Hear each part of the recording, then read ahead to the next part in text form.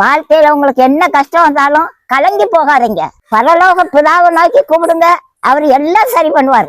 மறிச்சு போன மனுஷங்கிட்ட எனக்காக வேண்டிக்கோங்கன்னு சொல்லாதீங்க, அதனால எந்த பிரயோஜனமும் இல்லை.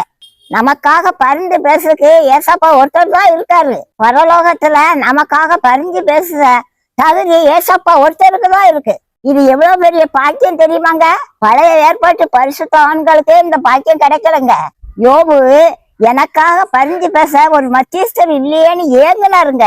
யோபுக்கு கிடைக்காத பாக்கியம் உங்களுக்கு எனக்கும் கிடைச்சிருக்குங்க. இயேசு நமக்காக அவர் பட்ட காயங்களை காட்டி பரிந்து பேசுவாருங்க. இயேசுதாங்க எங்களுக்காக உங்களுக்காகவும் பலியானாரு. இதை அறியாம சில பேரு ஜெபம் பண்ணி அந்த ஜெபம் எல்லாம் வீணா போச்சு. இயேசுவின் நாமத்துல பரலோக பிதாவை நினைச்சு ஜெபம் பண்ணுங்க, அந்த ஜெபத்துக்கு தாங்க பதில் வரும்.